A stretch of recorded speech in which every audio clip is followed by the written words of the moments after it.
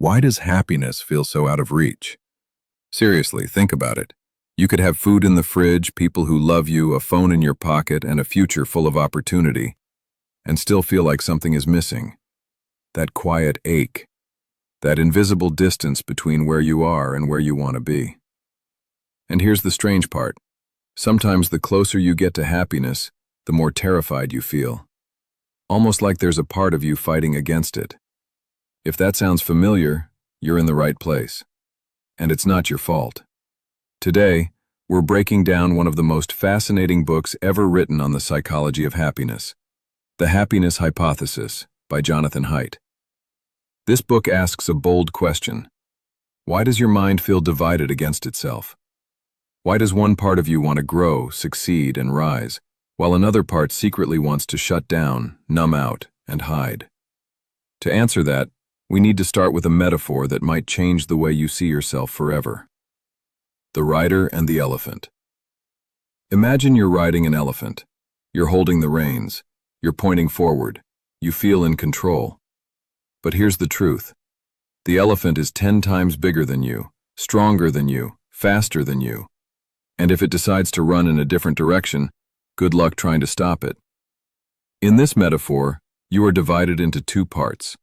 The rider, the logical, rational, disciplined thinker. The part of you that says, wake up early, go to the gym, stop texting your ex. And the elephant, the emotional, intuitive, instinctive side. The part that says, snooze the alarm, order pizza, just check their Instagram one more time. The shock is this. Your elephant is the one that actually controls most of your life. Not logic, not willpower, not discipline. Emotion, habit, instinct. And suddenly the mystery of happiness becomes a lot less mysterious. Because when the rider wants one thing and the elephant wants something else, guess who wins? Every single time. It's not that you're weak. It's not that you're lazy. It's not that you're broken. It's that you've been trying to control an elephant with nothing but a gentle speech. But wait, here's where it gets hopeful. You can train the elephant. You can align the emotional part of you with the logical part. And when those two move together, happiness stops feeling out of reach. The first roadblock, your set point.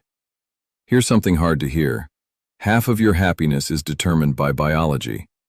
Some people are born naturally sunny and optimistic.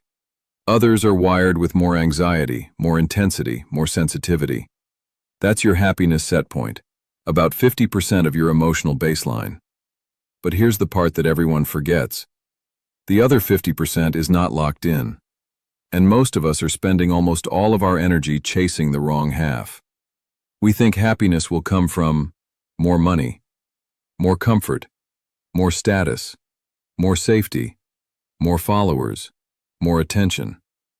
And ironically, the more we get, the emptier we often feel. Because those things only affect the temporary side of happiness, the external conditions. And external conditions fade fast. You get used to the new job, you adapt to the new partner, you normalize the new house. You become numb to the new phone. It's called the hedonic treadmill. No matter how much you achieve, you feel like you're running in place. That's why happiness feels so far away. We're sprinting in the wrong direction. But here's where things turn. Jonathan Haidt argues that real happiness comes from voluntary activity. What you choose to do with your mind, your body, your time, your relationships. And that means happiness isn't random. It isn't magic. It isn't luck. It's craft. It's training. It's alignment. And we're just getting started. Because if happiness were simply a matter of knowing what to do, we'd all be thrilled by now. The real problem isn't knowledge. It's sabotage. And the next part of the story explains why your own brain might be the thing standing in your way. But first, quick check-in. Do you feel like your rider and elephant are pulling in different directions? Do you ever make plans at night that your morning self refuses to follow? Do you ever want happiness and then secretly avoid the things that bring it? If yes, then wait till you hear this next part. Because it reveals a hidden conflict most people never see. And once you understand it, everything changes. There's something almost painful about wanting happiness. but not being able to feel it. And most people assume the problem is failure. Failure of effort, failure of discipline, failure of mindset. But the truth is stranger and softer. You don't struggle because you're weak. You struggle because your emotional brain, your elephant, is trying to protect you, even when it hurts you. Let me explain. Why your elephant resists change. Think back to a moment where you tried to change something big, a breakup, a new habit, a new job, a fresh start. At first you had momentum, excitement, hope. But then, suddenly it felt overwhelming, uncomfortable, exhausting. And maybe you quit, or you froze, or you slid backward. We assume that's laziness. But Haidt says it's something else entirely. It's your elephant doing its job. The elephant doesn't care about goals. It cares about comfort, familiarity, safety. It doesn't ask, what will make me happy in 5 years?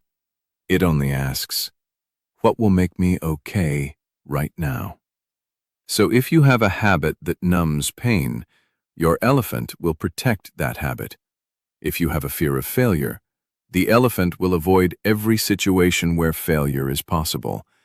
If love has hurt you, the elephant will guard against connection.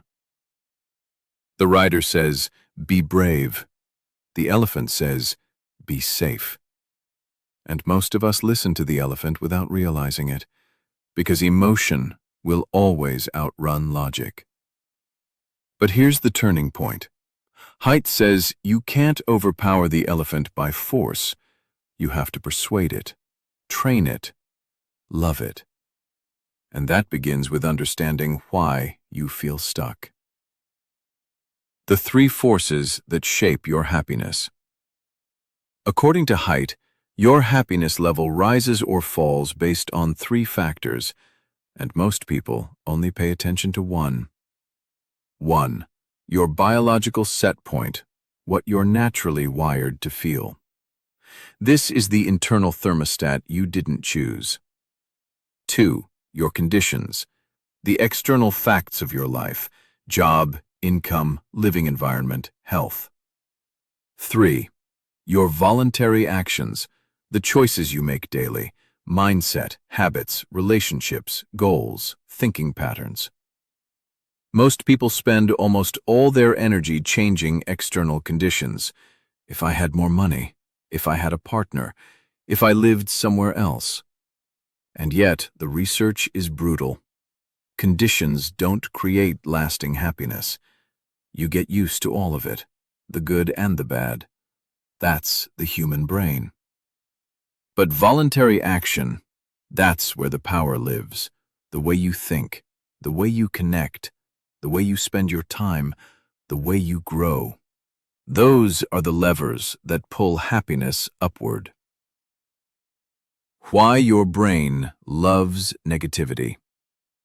Ever notice how one tiny negative thought can ruin your entire mood? You could get 10 compliments in one day and only remember the one insult. That's negativity bias. Your elephant is trained by millions of years of survival instinct. It pays attention to danger. It avoids risk. It clings to fear. Not because you're broken, but because your ancestors lived by scanning for threats. So in a world with no predators, your brain invents new ones. Failure, rejection, embarrassment, uncertainty. Problems that used to be physical are now emotional, and it's exhausting. Which brings us to something huge, something Haidt whispers into every chapter. Happiness isn't a hunt for pleasure. It's a balance between riders and elephants. And right now, most people are living with an internal civil war. Logic versus emotion. Thought versus feeling. Dreams versus fear. And here's the big twist. You don't win that war by forcing change. You win by building connection.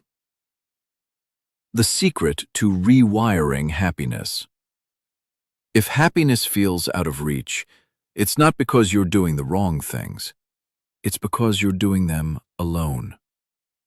The writer is trying to lecture the elephant, but the elephant doesn't speak logic. It speaks emotion. It responds to repetition. It learns through habit. That's why willpower doesn't last. Motivation doesn't last.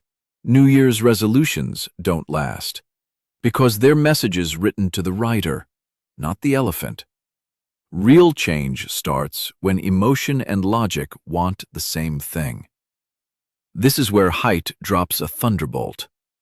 Happiness is between, not within. Most of us try to find happiness inside ourselves, as if it's a treasure buried somewhere in the mind. But Haidt says happiness actually comes from the space between you and the world, between you and your relationships, between you and your work, between you and your values, between you and something greater than yourself. Happiness is not isolation, it's connection. And that leads us to one of the most surprising ideas in the entire book. The thing most people fear most, love, friendship, vulnerability, community, might be the very thing needed to activate lasting joy. And just wait, because the next section reveals how attachment, love, and meaning create emotional gravity and pull your happiness toward you. So let's go deeper, because this is where the story shifts. This is where happiness moves from theory to reality. Up to now, we've talked about the rider and the elephant, the biology and the psychology. But Haidt adds something even bigger. You are not a solo creature. You are wired for connection. And if happiness feels out of reach, there's a good chance you're trying to live life alone, emotionally, mentally, or physically. The power of love, attachment, and belonging. Haidt says something bold. Meaningful relationships aren't optional for happiness. They're essential. Your brain is not built to thrive in isolation. You were designed for emotional safety, for closeness, for being held, heard, and understood. But here's the paradox. The same elephant that wants connection is terrified of intimacy. Because connection demands vulnerability, and vulnerability means risk. Risk of losing someone, risk of being rejected, risk of being misunderstood. So we tell ourselves we don't need anyone. We focus on work, goals, money, self-development, anything to avoid the emotional risk. Haidt makes it clear. Life satisfaction comes far more from our relationships than from achievements. Think about it. You can accomplish something incredible, and if you have nobody to share it with, the joy evaporates. But sit with someone you love, doing nothing, and somehow life feels meaningful. Humans don't just want success, they want connection. And here's the kicker. Attachment literally shapes happiness. Attachment types and how they affect joy. Haidt draws from attachment theory, the idea that the way you bonded with caregivers shapes how you love today. There are three main styles. 1. Secure attachment. You trust people. You communicate clearly. You feel loved. You love back. You bounce back faster from heartbreak. 2. Anxious attachment. You worry about losing people.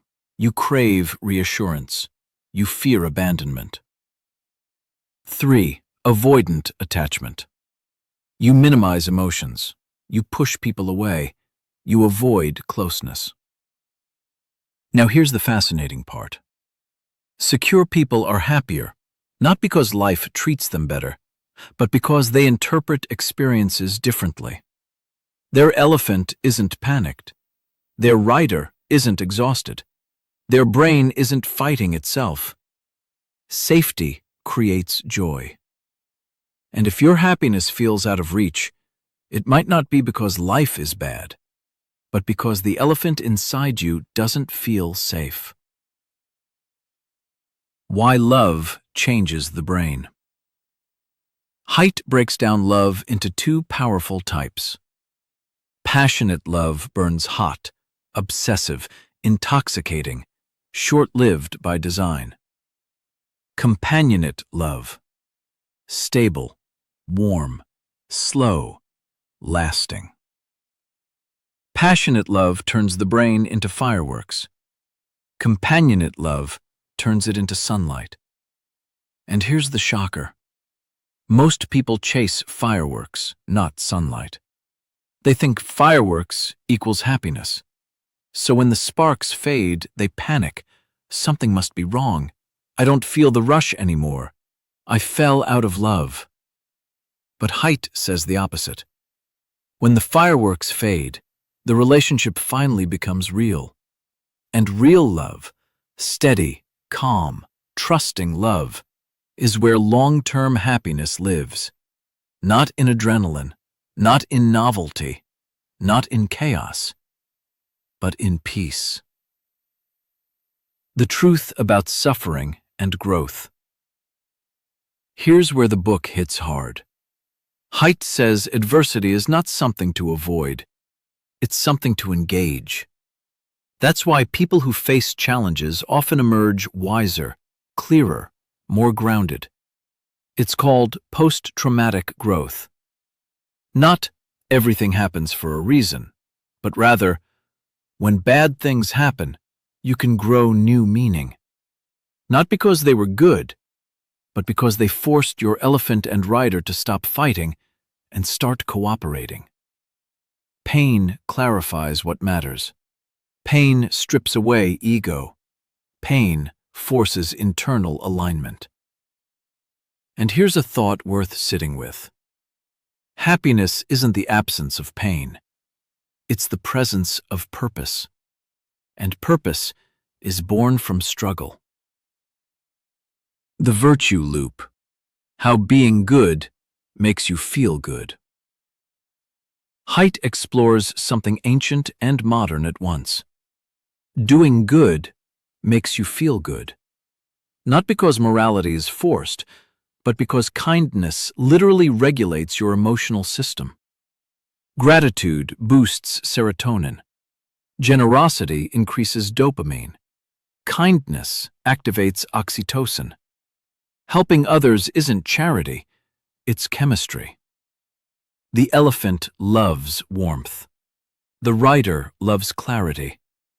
Virtue offers both, which is why living selfishly never leads to lasting peace. But here comes the twist. Haidt says happiness doesn't come from self-focus. It comes from expanding beyond yourself, from connecting, from contributing, from belonging to something larger than your own life. And that idea brings us to the most fascinating part of the book. Something mysterious, something ancient, something modern science can finally explain. Because happiness is not only emotional and not only psychological, it's spiritual. Not in a religious sense, but in a deeply human one. And Haidt calls it the hive switch. So, here we are, at the top of the mountain. The most surprising, mystical, fascinating part of Haidt's work.